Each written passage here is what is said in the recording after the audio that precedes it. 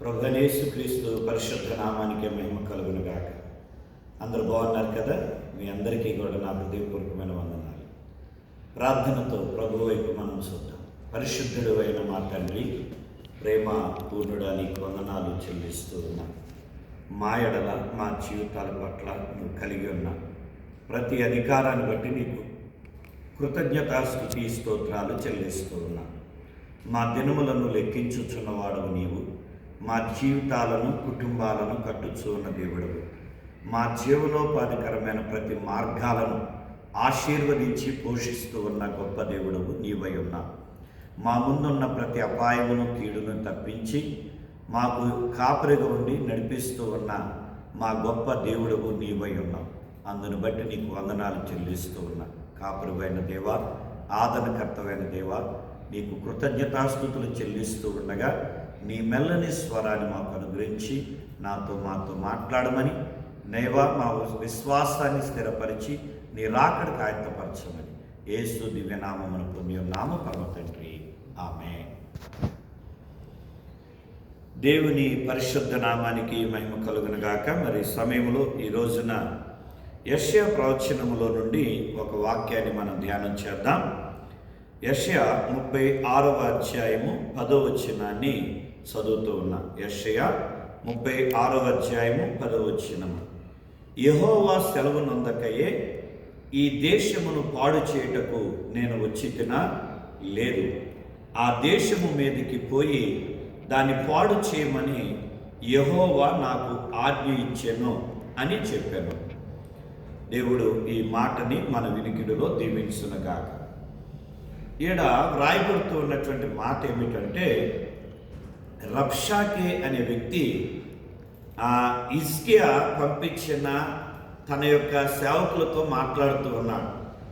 మరి ఇశ్రాయేలు మీదకి యుద్ధానికి ఈ అష్షూరీయులు దాడి చేయబోతున్నారు. ఆ దాడికి ముందు అష్షూరు రాజు రబ్షాకే అనే వ్యక్తిని పంపించడం జరిగింది.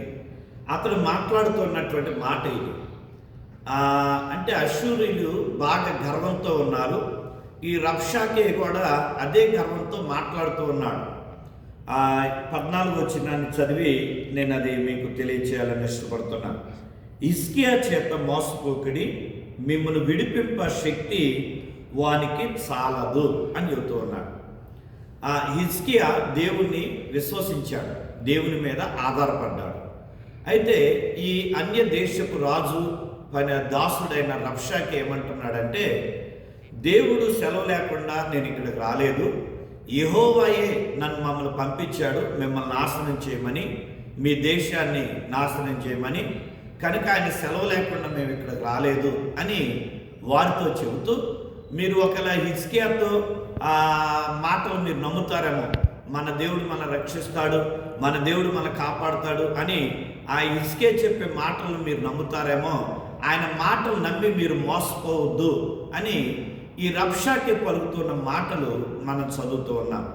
దేవుని బిడ్డలారా, ఈరోజు మనం నేర్చుకునే అంశం ఏంటంటే, నీ జీవితంలో నీ సక్సెస్ కొరకు, నీ విజయం కొరకు, అలాగే నీవు దేవుని యొక్క రాజ్యమును చేరటం కొరకు నీవు ఎవరి మీద ఆధారపడుతూ ఉన్నావు, దేని మీద ఆధారపడుతూ ఉన్నావు, వేటిని వెంబడిస్తూ ఉన్నావు అనేది ఒక క్లుప్తంగా ఈ 5 to 10 minutes ఈ వాక్యంలో మనం పరిశీలన చేసుకోవాల్సిన వారమై ఉన్నాం. ప్రతిరోజు కూడా మనం గమనించి నేర్చుకోవాల్సింది ఇదే. నేను దేని మీద ఆధారపడుతున్నా, నేను ఎవరి మీద ఆధారపడుతున్నా, నా యొక్క విజయానికి కారణము ఎవరై ఉన్నారు, ఎవరు నాకు విజయాన్ని ఇస్తారు అనేది మనం గమనించాల్సింది. దేవుని బిడ్డలారా, ఇక్కడ మనం నేర్చుకునేది అదే. ఎందుకంటే శత్రువు మనల్ని రకరకాలుగా మోసగిస్తూ ఉంటాడు.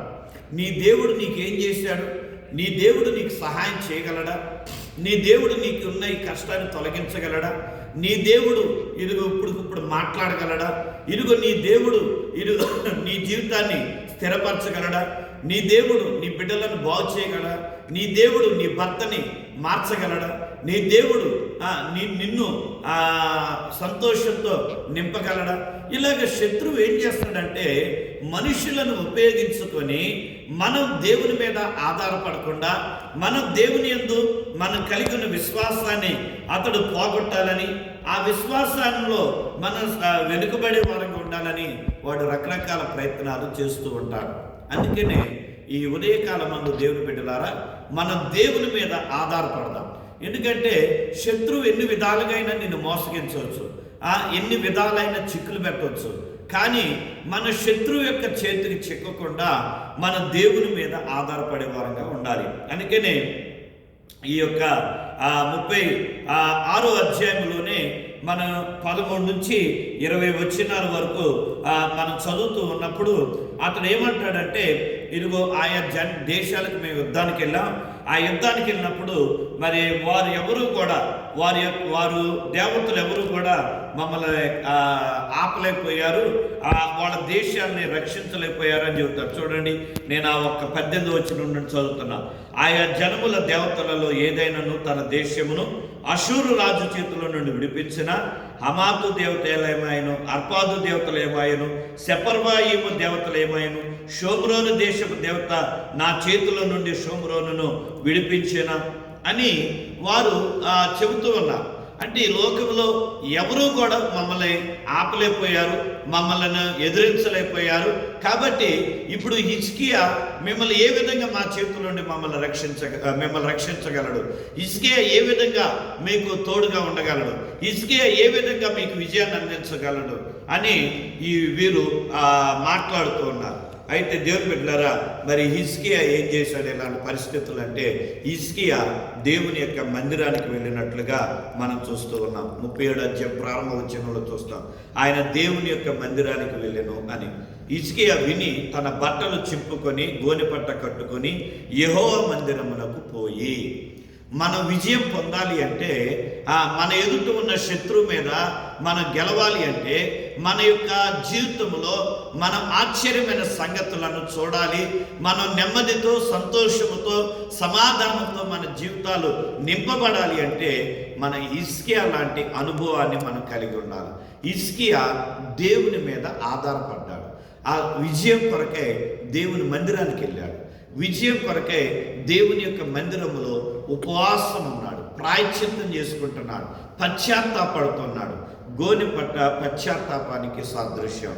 అలాగే బట్టలు చింపుకొని గోనెపట్ట కట్టుకొనుట ప్రాయశ్చిత్తానికి పశ్చాత్తాపానికి సాదృశ్యమై ఉన్నది. కనుక దేవుని మందిరానికి వెళ్ళి ఆయన కన్నీటితో ప్రభుని అడుగుతున్నాడు, అయ్యా ఇరుగు నీ ప్రజలమైనటువంటి మమ్ములను ఓడించటానికి, మా మీద దాడి చేయటానికి ఇరుగో ఈ యొక్క రబ్షాకేని పంపించాడు.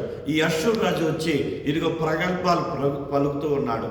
కనుక వాడు మాటలు విన్నా, ఇరుగో వాడు మిమ్మల్ని ఎంత తక్కువగా మాట్లాడుతున్నాడు, ఇరుగో నీ ప్రజలమైన మమ్మల్ని ఎంతగా తృణీకరిస్తున్నాడో నువ్వు వింటూ ఉన్నావు. కనుక ఇరుగో నీవు మాకు సహాయం చేయనాయనని ఈ యొక్క హిజ్కియా దేవుని మందిరానికి వెళ్ళి ప్రార్థన చేస్తున్నాడు. మరి ఈ అనుభవం నీకున్నదా? నువ్వు దేవుని మందిరానికి వెళ్తూ ఉన్నావా? నువ్వు దేవుని మందిరానికి వెళ్ళి నువ్వు ప్రార్థన చేస్తున్నావా? అంటే చర్చికి ఎందుకు వెళ్ళాలండి అని అడుగుతారు. ఆన్లైన్లో దేవుని వాక్యం ఉంటే చాలదా? ఆన్లైన్లో ప్రార్థనలు ఏకీపిస్తే చాలదా? నేను ఎందుకు మందిరానికి వెళ్ళాలి అని అంటారు. దేవుని మందిరానికి మరి ఎందుకు వెళ్ళాలంటే అక్కడ దేవుని సన్నిధి ఉన్నది. మందిరము దేవుని యొక్క ఇల్లు అయి ఉన్నది.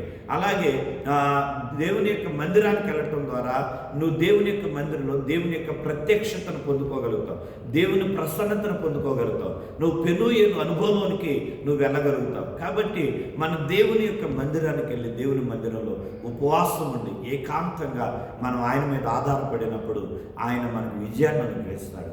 మన యొక్క ఉద్యోగంలో కావచ్చు, మన బిడ్డల జీవితాల్లో కావచ్చు, మన వ్యక్తిగతమైన జీవితంలో కావచ్చు, మన వ్యాపారంలో కావచ్చు, నువ్వు ఏ విషయంలోనైనా నువ్వు ఎక్కడ సక్సెస్ కాలేకపోతున్నావో అక్కడ నువ్వు సక్సెస్ కావడానికి నువ్వు దేవుని మందిరానికి వెళ్ళు. దేవుని మందిరములో నువ్వు ప్రాయశ్చిత్తం చేసుకో, పశ్చాత్తాపడి ప్రార్థించే, ఉపవాసం ఉండి ప్రార్థించే, దేవుని అడుగు, దేవుడు నీకు విజయాన్ని కలుగజేస్తాడు. ప్రార్థన చేసుకున్నా. తండ్రి, నీ మహోన్నత నామాన్ని బట్టి నిన్ను స్తుతిస్తూ ఉన్నా.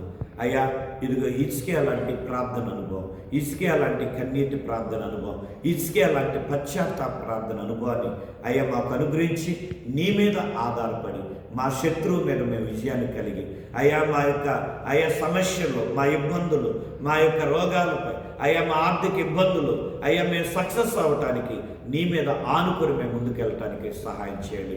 అయ్యా మా కుటుంబంలో సాతాను చేసే అయ్యా ప్రతి గలిబిలిని కూడా కొట్టివేయండి. ఈ వాక్యం వింటూ ఉన్న అయ్యా నీ బిడ్డల జీవితాల్లో ఎలాంటి గలిబిళ్ళు ఉన్నా, ఆందోళన ఉన్నా, అనైక్యత ఉన్నా యేసుక్రీస్తు నామములో బ్రేక్ చేసి వాటిని మీ ఆశీర్వాదాలతో ఐక్యత, సంతోషము, సమాధానాలతో నింపి మహిమను తెచ్చుకోమని విశ్వాసముతో యేసు నామములో ఈ ప్రార్థన అడిగి పొంది ఉన్నాను పరమ తండ్రి. ఆమేన్. తండ్రి, కుమార, పరిశుద్ధాత్మ త్రియేక దేవుని సన్నిధి తోడై ఉండి దీవించును గాక. ఆమేన్, ఆమేన్, ఆమేన్. May God bless you. దేవుడు మిమ్మల్ని దీవించును గాక.